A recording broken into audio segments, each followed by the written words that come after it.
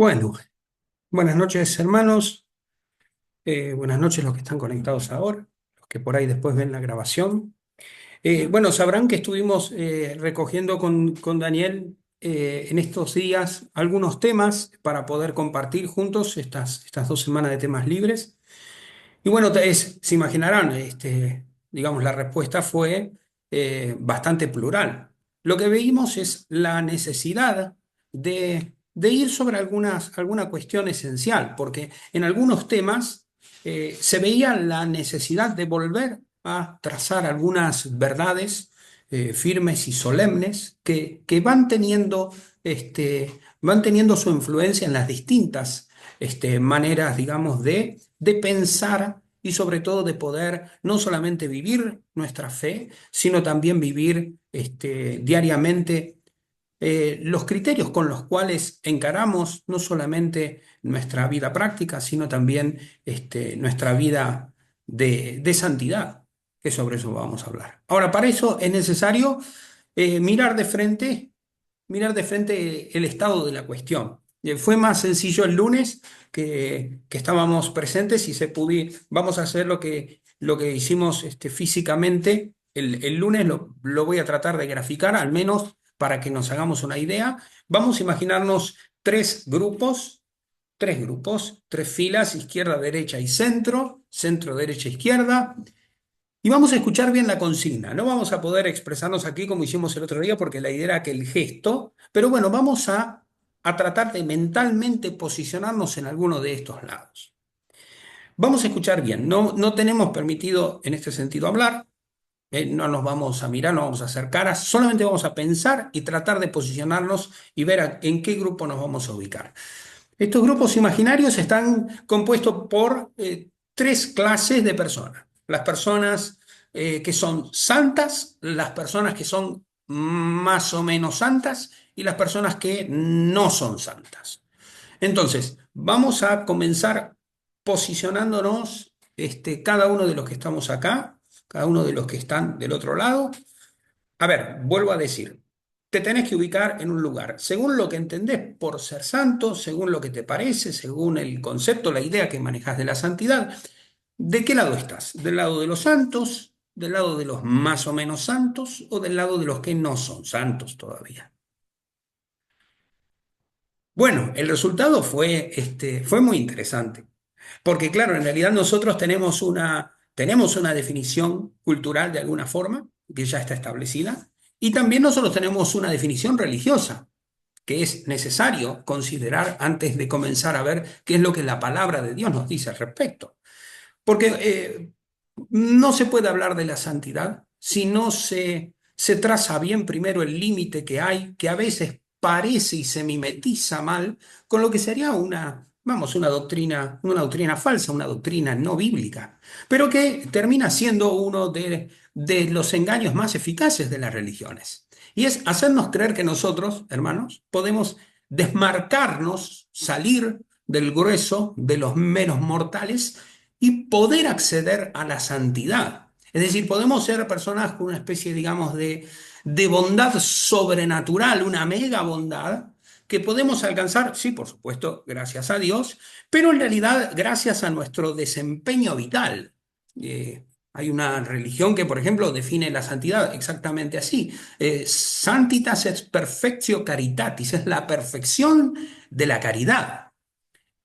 Por eso proponen las religiones dos cosas. Tener a Jesús como modelo de santidad, es decir, Jesús solamente Él es santo, y yo puedo, en la medida en que me porto igualito a Él, que lo imito, me puedo convertir en santo, me pongo en camino. O lo segundo, si yo me dejo guiar por todas las indicaciones y por todas las acciones que nos manda la Biblia y sobre todo que manda la religión por medio de sus mediadores, es decir, por medio de las prescripciones que van surgiendo en la religión y demás, yo por medio de algunas acciones puedo ir haciéndome santo. Ahora, imagínense, esto de vivir en santidad, digamos, tiene que ver necesariamente con la posibilidad real que vos y yo tenemos, según las religiones, de poder tener un desempeño, una performance vital, espiritual, integral, que gracias a la gracia me permite a mí no solamente conquistar santidad, es decir, un estado de superioridad, de perfección moral, sino también, vamos, poder adquirir cielo, poder adquirir un pedacito con cada, vamos a decirlo así, con cada obra de santidad, con cada tramo de buenas obras que yo puedo hacer, de obras de misericordia, así se le llaman, de obras de amor, yo de alguna manera no solamente me voy convirtiendo en una persona buena, moralmente, en un buen tipo, sino además voy, vamos, acumulando ladrillitos para esa habitación que me voy a ir desde ahora haciendo en el cielo. De manera que las obras son las que van a ir definiendo mi ser santo. Mis obras me van a ir haciendo santo. Por eso es importante, ahí me dice un hermano que mi internet está inestable. Voy a ver si desconecto aquí algo. ¿Se me escucha bien? ¿Sí? Bien, Perfecto, perfecto, perfecto. bien. Entonces, aquí está la posibilidad de no solamente volverme santo yo, y de ganar el cielo también, sino también de, perseverando en las buenas obras, poder, vamos a decir de alguna manera, meterme en el cielo prácticamente por mis méritos y de prepo, es decir, a Dios no le queda otra. Pero claro, nadie muere en estado de perfección total, entonces, ¿qué pasa? No hay problema. La religión todo lo puede inventar, para eso hay un lugar donde uno puede purificarse, o en latín purgare, puede purgar allí lo que le falta para poder acceder a la presencia de Dios, porque nada inmundo puede estar en la presencia del Señor. Eso sí se toma la palabra. Y lo otro, bueno, es una instancia que se recrea, y esto es lo que llaman comúnmente el purgatorio. Pero vamos a ver qué es lo que dice la Biblia al respecto. Y quisiera empezar con un versículo solemne que encontramos en el libro de Levítico, en el capítulo 11, que es tremendo. Yo pensé que al lunes ya lo tenía más o menos trabajado, pero hoy el Señor me dio la posibilidad de verlo con mucha más claridad.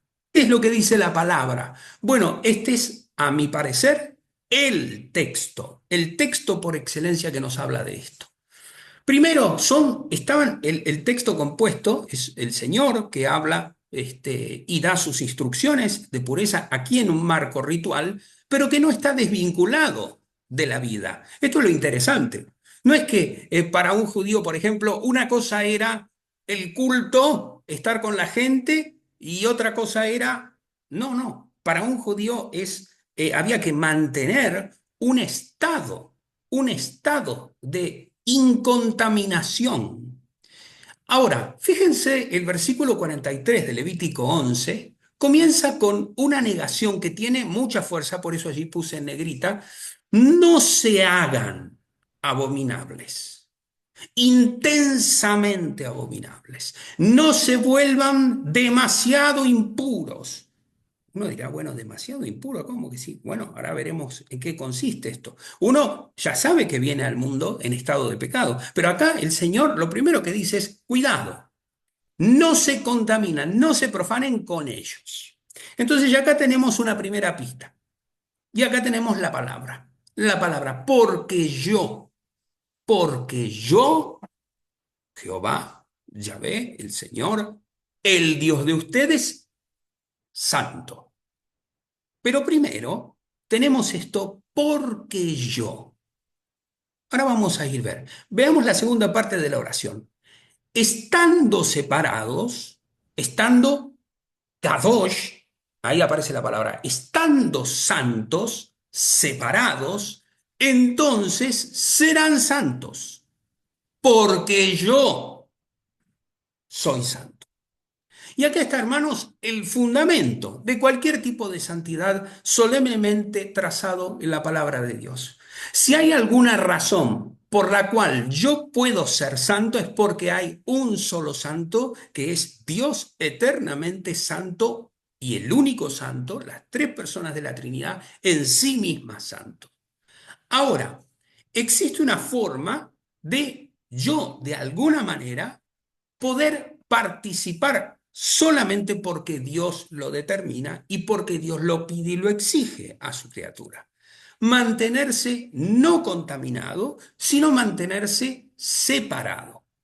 Pero para eso no hay que tratar de mirar a ningún otro lado que no sea al único que es santo y fuente de santidad.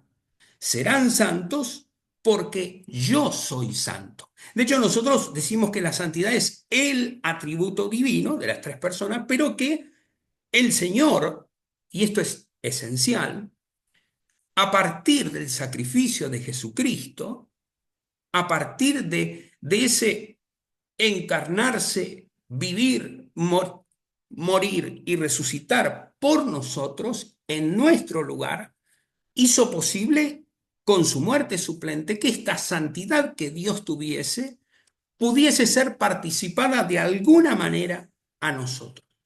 Por eso hay, y esto es lo que tenemos pensado al menos tratar de considerar en unos minutos, hay dos formas básicas de encontrarse en el mundo. Dos formas básicas de encontrarse en el mundo. Dos formas de estar posicionados en la vida, frente a Dios, frente a los ángeles, dos maneras. No hay más. Como criaturas, respecto a nuestro Creador, uno puede estar en estado de rebeldía o en estado de obediencia. No vamos a confundirlo con lo que es ¿cómo decir? Una especie, digamos, de supereminencia o una especie de superioridad de carácter moral. No tiene nada que ver con eso. Al primer estado permanecemos todos desde el día en que nacemos. Allá lo proclamaba el Salmo 51. Yo soy un pecador de nacimiento. Pecador me concibió mi madre. Pero Dios nos llama a convertirnos. Nos llama a salir de ese primer estado y esa es la buena noticia que llamamos evangelio. Si nosotros nacemos de nuevo, entonces automáticamente el Señor, por su gracia, por su poder, nos hace nacer de nuevo. Por eso la buena noticia, así como se traduce habitualmente el término evangelio, es para los que andamos sin esperanza y sin Dios en este mundo y sobre todo se apoya en una posibilidad real de, mediante nuestra fe, dejarle a Dios hacer la obra de que podamos nacer no como pecadores, sino todo lo contrario, o mejor dicho, como pecadores perdonados, como pecadores santificados, como pecadores justificados por medio de la fe en la obra del Hijo.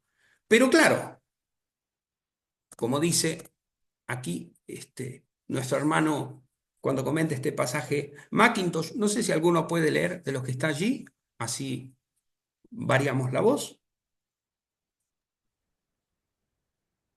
Es conveniente observar que la santidad personal de los siervos proviene de su relación con Él. Por eso, todos los que están en relación con Él también deben ser santos. En todo sentido, es digno de Dios que su pueblo sea santo. Ahora, si se pregunta a un cristiano el porqué de su alejamiento de tantas cosas en las que los hombres del mundo toman parte, su respuesta debe ser sencillamente porque mi Padre es santo. Este es el verdadero principio de la santidad. Cuanto más completemos el carácter divino y comprendamos el poder de nuestra relación con Dios en Cristo, por la energía del Espíritu Santo, más santos seremos en la práctica. Bien, no sé si hay alguna duda de la cita, me pareció bastante clara, pero vamos a ver algunos pasajes bíblicos que justamente nos hablan de esto. Aquí tenemos en Romanos 3:25, no sé si algún otro hermano o hermana puede leer Romanos 3:25 al 26.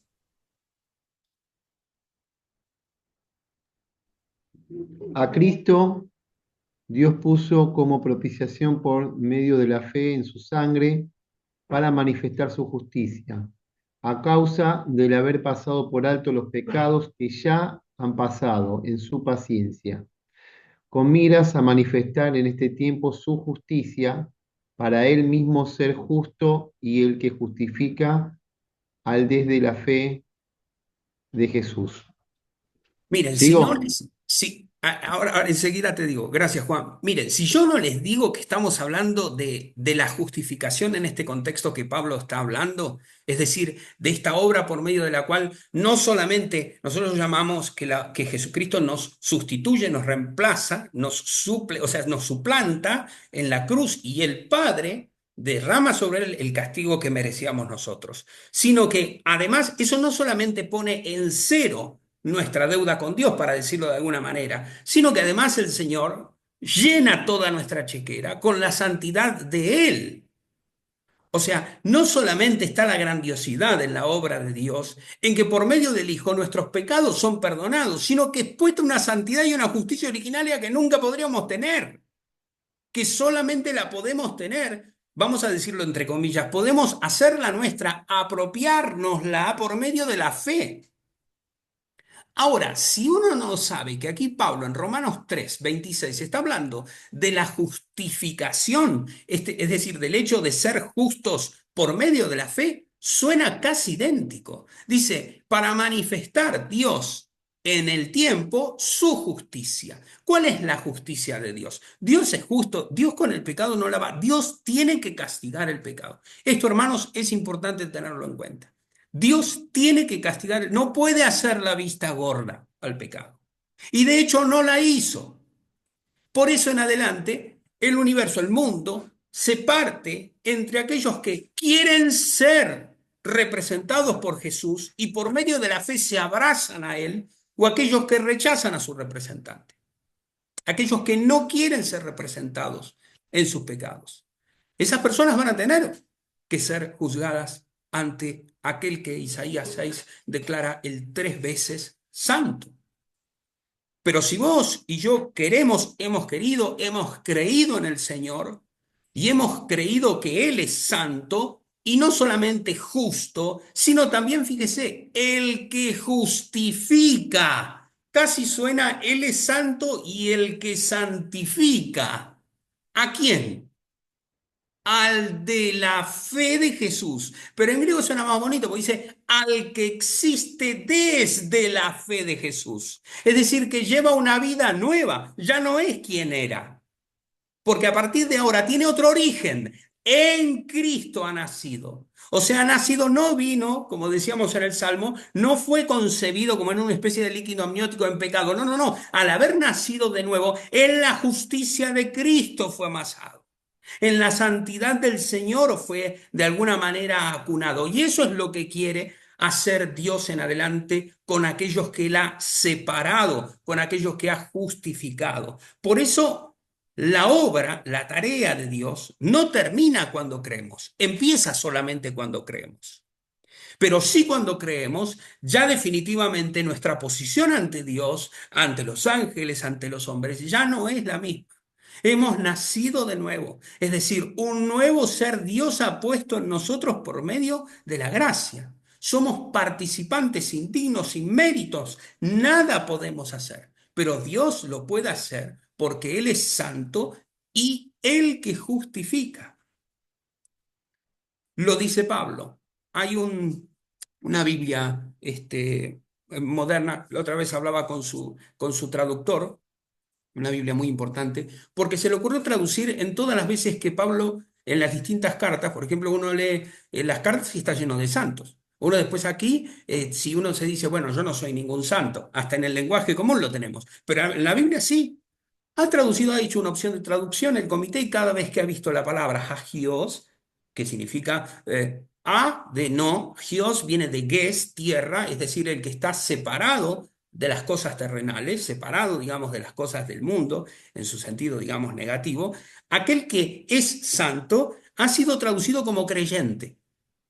directamente de todo el Nuevo Testamento, para evitar confusiones. Entonces le envié una carta y le digo, hermano, le digo, no es lo mismo ser exactamente santos que creyentes. Aparte es interesante la doctrina bíblica de la santidad por medio de la fe. Y me dice, por eso es lo mismo ser santo que ser creyente. Me dice, ¿sabes lo que pasa? Que acá en Latinoamérica la religión ha hecho tanto estrago que es imposible que la gente entienda rectamente la palabra santos. Ahí lo entendí un poquito más, pero no me quedé muy convencido. Así que vamos nosotros con nuestra clásica traducción. Ahí sí, Juan, te voy a pedir eso y después te voy a poner algún textito más. Creo que queda el Dice, último, ¿no? vemos a Jesús coronado de gloria, al autor de la salvación de ellos, porque el que santifica y los que son santificados de uno son todos, por lo cual no se avergüenza de llamarlos hermanos. Este A los que texto, han sido mucho, perdón, Juan, es precioso, es precioso, es precioso. El capítulo, bueno, Hebreos, todo, pero acá explota, hace un pico prácticamente en el lenguaje, ¿no? Vemos a Jesús. Ya lo vio antes, ¿no?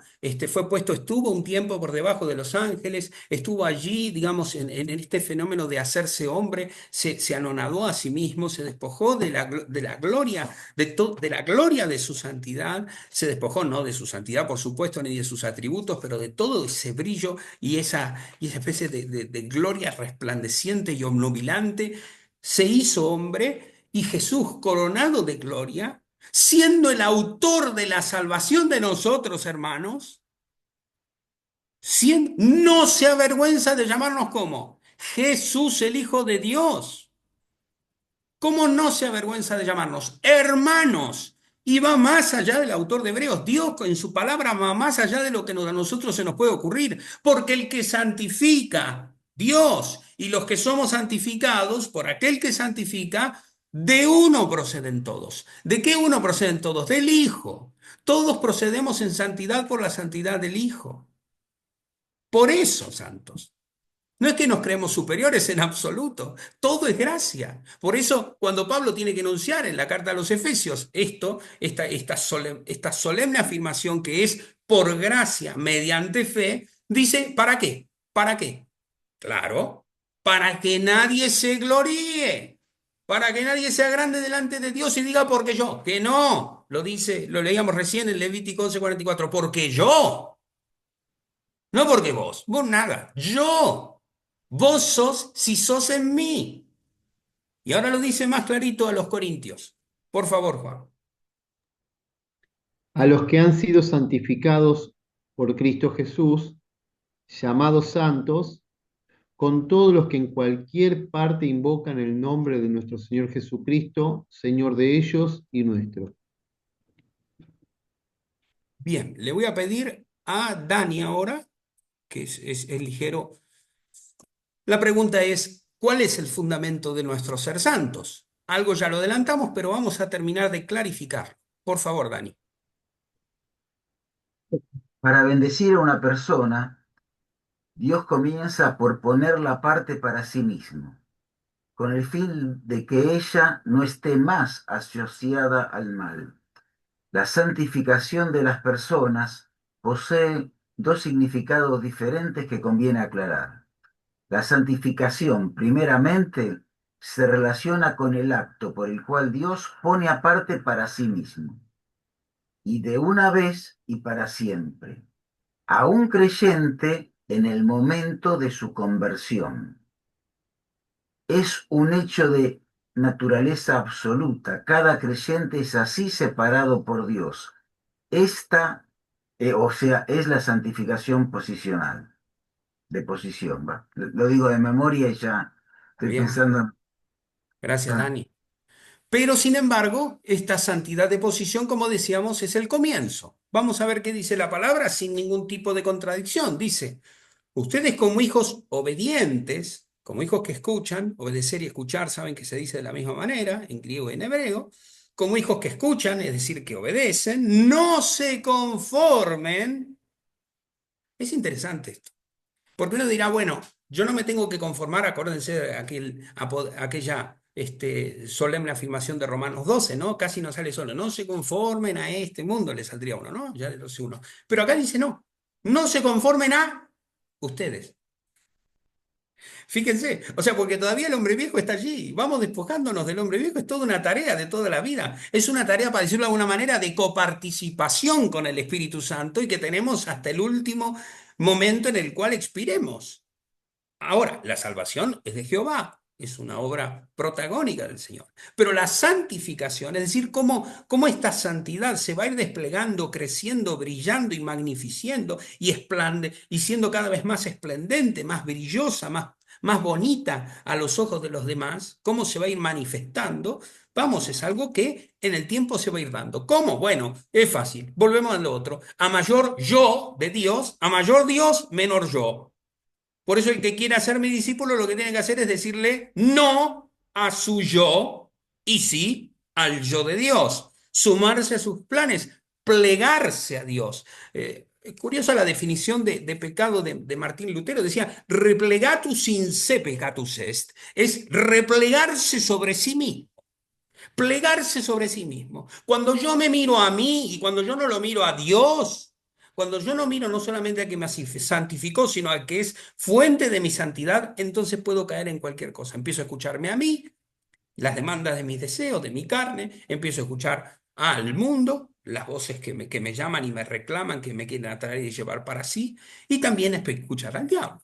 Sin embargo, como hijos, no se conformen a los deseos de antes, cuando ustedes no sabían, no conocían a Dios, sino que, 1 Pedro 1:15, sino que así como aquel que los llamó es santo. Y es linda la palabra esta nos llamó. Porque la palabra llamar significa una atención. De ahí viene el latín vocare. Vocare significa llamar, es una vocación.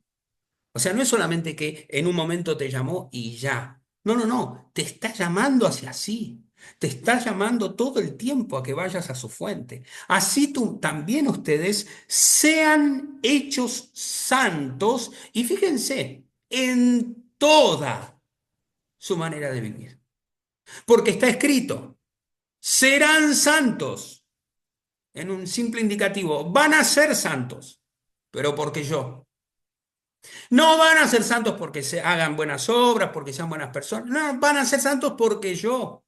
¿Qué significa entonces? Que en adelante cada uno puede creer, santo, salvo, siempre salvo, entonces en adelante cada uno puede vivir de cualquier manera. De ningún modo, de ninguna manera, hermanos, de ninguna manera. ¿Por qué? Porque no es posible permanecer en esta posición firme si no es caminando con aquel que nos la regaló. Por eso fíjense con qué claridad lo traza Pablo a los Corintios aquí en 2 Corintios 7. ¿Alguno que me pueda ayudar?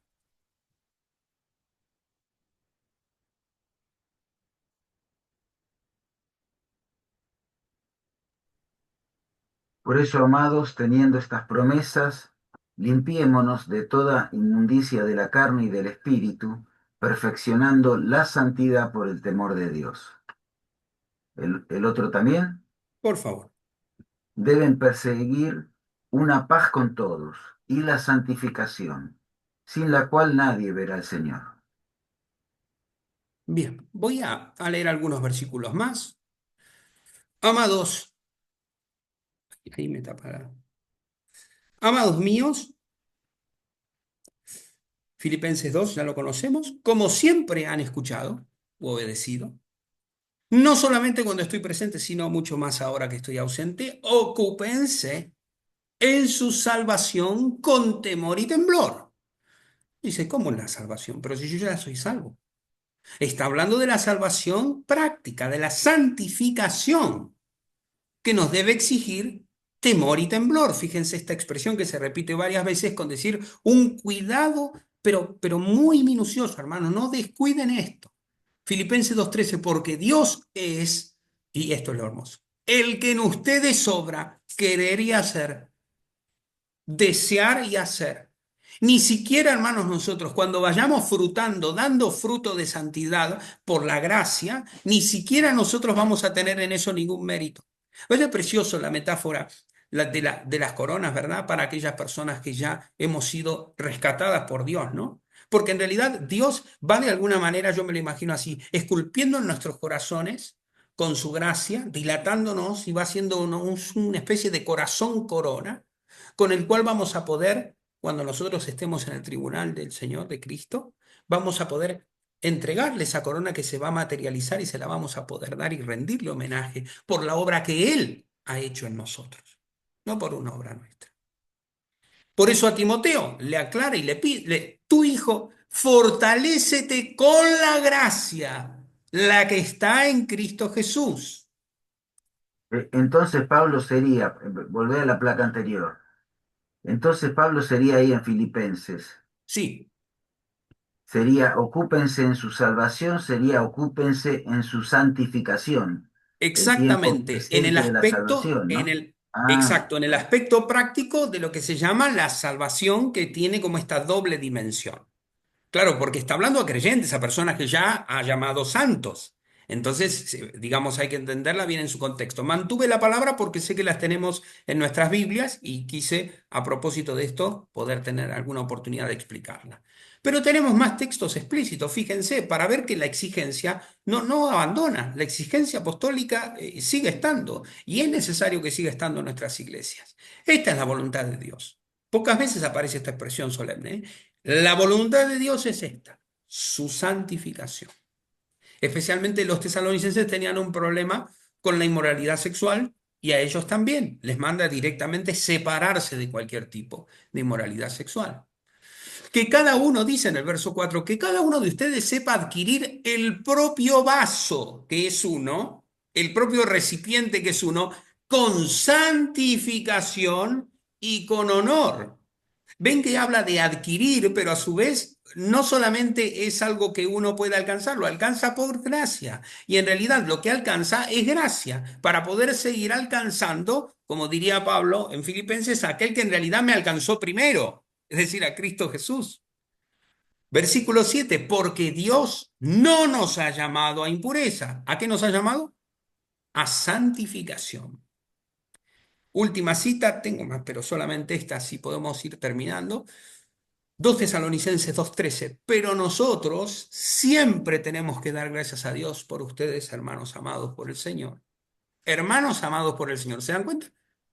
Porque ya fueron separados por el Señor, ya fueron santificados. Están en una posición, en una santidad de posición. A esto les dice, hermanos amados, Dios los tomó para sí desde el principio que creyeron para salvación por la santificación del Espíritu y en la fe verdadera.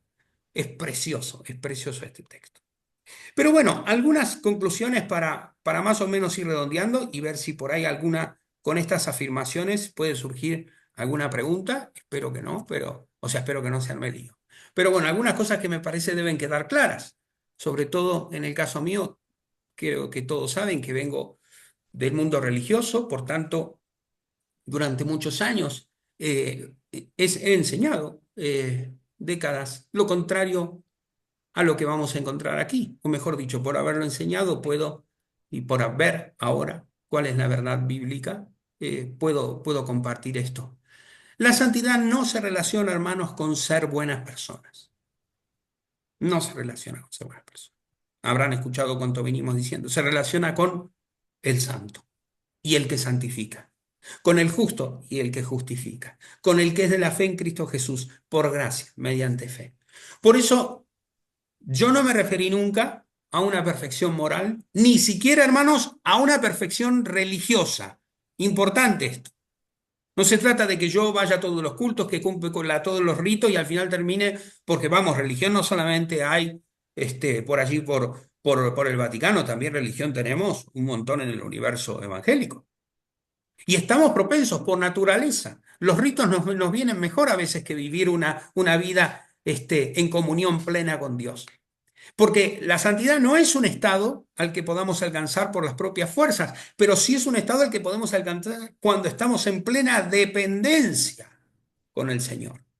Por eso es una relación. Por eso decimos cuando alguien se convierte, decimos, si tuvo un encuentro personal con Cristo. Pero el encuentro personal con Cristo, hermanos, es el fundador de una relación personal con Cristo que tiene que crecer e ir durando toda la vida.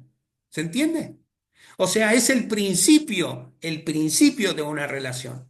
Pero una relación no termina cuando empieza. Empieza justamente con un encuentro. Empieza con el encuentro personal con Cristo. Empieza con nuestra justificación. Empieza por nuestro cambio de posición. Por eso no creemos que uno es santo porque, ni por hacer nada, ni por ninguna cosa en particular. No somos nunca santos porque somos siempre santos para. Somos siempre santos para. No solamente somos separados para Dios, sino que también somos santos, fuimos santificados para vivir conforme a la imagen de Jesús y poder ser el escenario en el cual el Hijo también respire su espíritu por medio de nuestra vida, por gracia, no por mérito nunca nuestro. Por eso no se relaciona con el cumplimiento de leyes y ni siquiera con la obediencia. Esto es importante. Era una de las consultas de uno de los hermanos. Tampoco se relaciona con la obediencia a las indicaciones bíblicas como si la Biblia fuese tomado como un libro de moral más. Eso no es la palabra de Dios. La palabra de Dios es viva, eficaz y tiene poder para salvarnos, tiene poder para santificarnos. Pero tampoco la santidad es causa de prosperidad o causa de bendiciones materiales, porque creemos que ser santificados es ya estar poseyendo la mayor bendición que tenemos, hermanos, que es la salvación, y también una prosperidad que es perpetua y a la cual ya estamos disfrutando en esperanza. Por tanto, como habrán visto, la santidad no tiene nada que ver con la definición que habitualmente encontramos ni en el mundo, ni en la cultura, ni siquiera en muchos vocabularios. La santidad es del Señor y el Señor, a aquel que quiere convertirse y creer en su Hijo, se vuelve hacia Él, se inclina y en su misericordia lo compasiona, lo perdona y derrama sobre Él su santidad, toda su santidad, lo dota y lo equipa para que pueda en adelante, a partir de ese encuentro personal con su Hijo, no solamente ser hecho santo, sino poder caminar con su gracia en el camino de la vida.